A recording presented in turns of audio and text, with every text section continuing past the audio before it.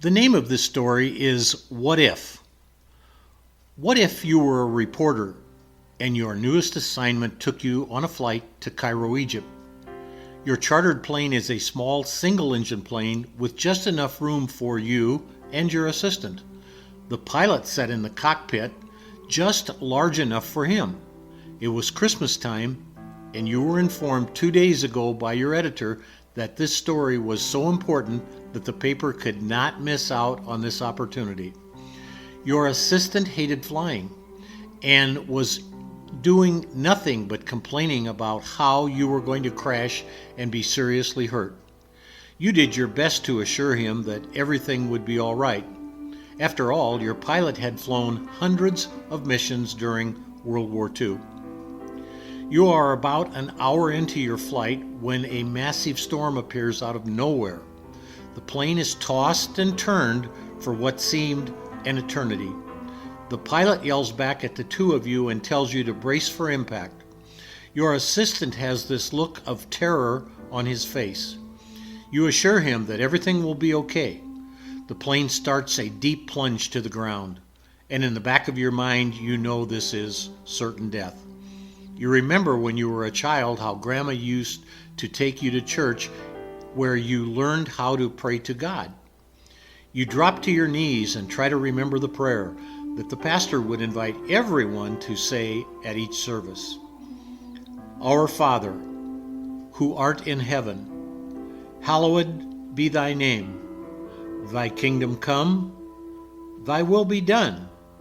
Give us this day our daily bread, and forgive us our trespasses, as we forgive those who trespass against us. And lead us not into temptation, but deliver us from evil. For thine is the kingdom, and the glory, forever. Amen. You no sooner finish reciting the prayer, and you notice that the speed of the descent has decreased. You raise off your knees and look out through the window in the cockpit and see that the plane has leveled off and that there is a flat area of ground ahead of the plane.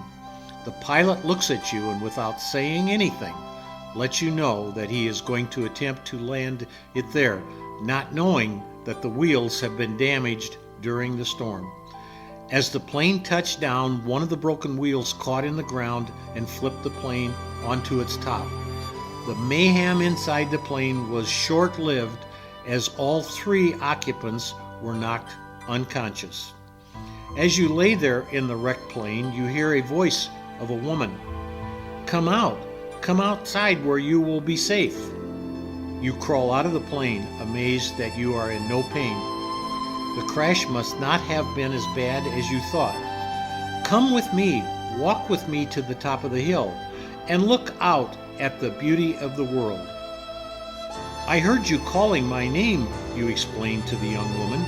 You look at her puzzled and ask, You are a beautiful young woman. Why are you here, out in this cold weather all alone? I came to look one last time at the beautiful but foolish world that we live in.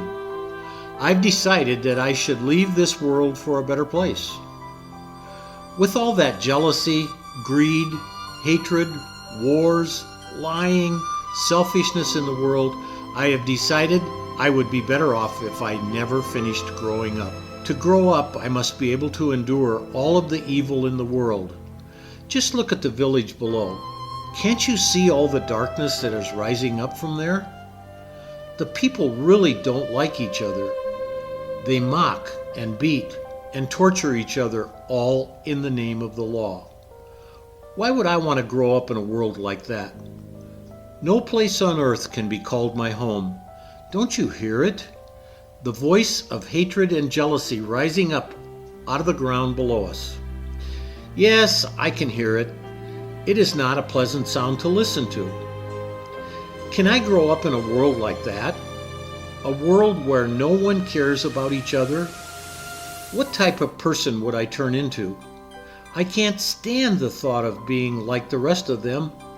I want to be good and do good things, but who would teach me how to do those good deeds? You can't judge mankind from standing here on top of the hill. You must get down among them to get the real feeling of how mankind can really be. Without witnessing it yourself, you will never really know what they are like. I've been down among them. I have seen their wars where thousands are killed. I've seen their jealousy of each other, where they torture and berate one another to the point where they hate each other. There are other things to hear. I can teach you how to listen for the good in mankind. Will you go down with me and witness what I'm talking about? Or will you just give up and not even try? Let me show them to you. Come with me now. You mean get down there among the people that are so cruel to each other? How would I be able to stand being there? Why not? What do you have to lose? It is Christmas time. Come with me, child. The two of you venture down the hill, and the first place you stop is a home of a poor family. As you walk by the home, you can hear music coming from an open window. You both stop and look into the window and see a family of four: father, mother, sister, and brother, all sitting around the table getting ready for their Christmas meal. The young woman with you turns to you and asks, "The little boy, he's crippled, isn't he?" Yes, there was a terrible accident and he was paralyzed from the waist down. He is confined to a wheelchair for the rest of his life. The medical bills have rendered them poor. Why are they so happy then? They should be sad and angry at the world for what has happened to him. They have each other. They are so thankful to have their little boy still with them because he could just as easily have been killed in the accident. They give thanks every day that the little boy is alive. Do you think you could live with a family like that? One that has true love for each other? I think it would be easy to live with a family like that, but unfortunately, there are not many families that love each other unconditionally, like this one does. What is the name of the family? They are the family of Bob Cratchit. He is a clerk, lived in the year 1840. Oh, yes, Charles Dickens' A Christmas Carol. Those were not even real people. They came from a book. Am I to live in an old book to find happiness? What about here and now? Things are different than they were back then. The world was much simpler. Are things really so different? Look up. Aren't those the same stars that were in the sky 140 years ago? Or 1,000 or 10,000 years? Won't they be the same stars 10,000 years from now? These days, people that are poor like that live in the streets and sleep on the ground and never look up at the stars. They have no hope of getting a better life. How can I live in a world where there is no hope?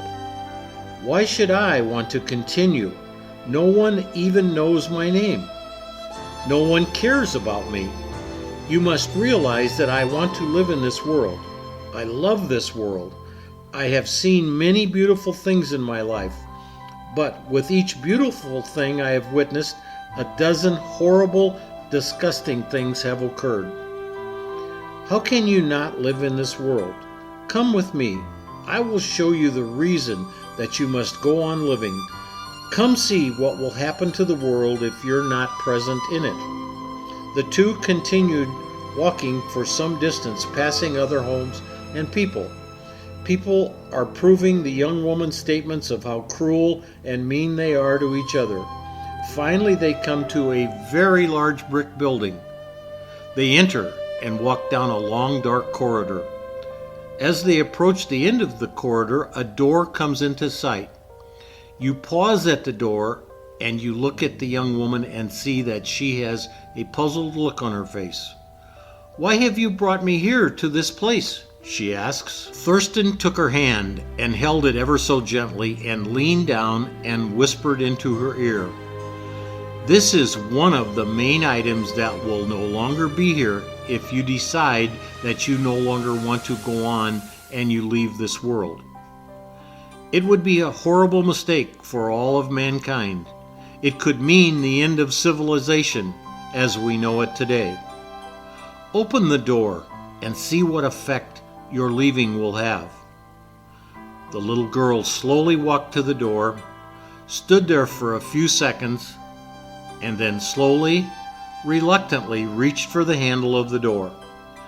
She slowly turned it until she heard the click of the lock unlocking. Turning and looking at you, she gives you this frightened look. You assure her it will be okay. She only presses against the door, and as it opens, the light inside gets brighter and brighter. "Sir, I cannot see anything." "You will. Once you enter, your eyes will adjust to the light and you will be able to see the contents of the room." She finished opening the door and they both stepped through. Just as you had told her, her eyes began to adjust to the light in the room.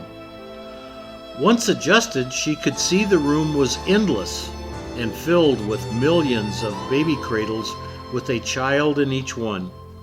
Shocked, she took a step back to leave the room, but you blocked her from leaving the room. This is one of the most important things she must witness before she makes her decision. "What do all of these babies have to do with me? I'm not their mother."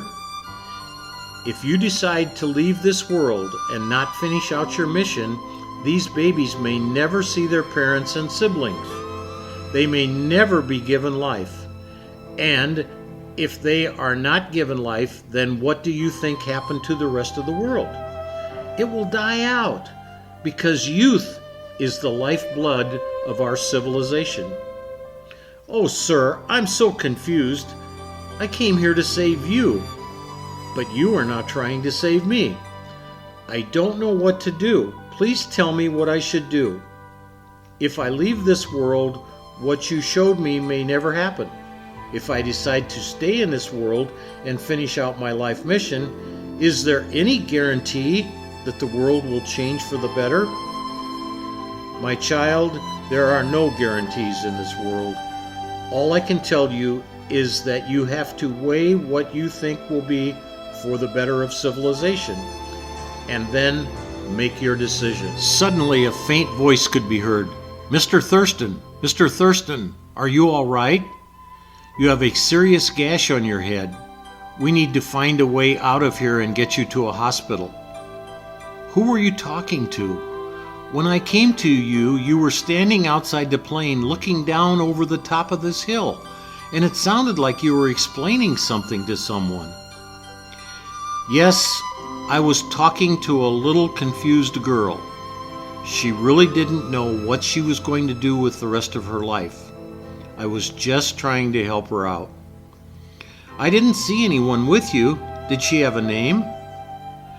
"She has many names.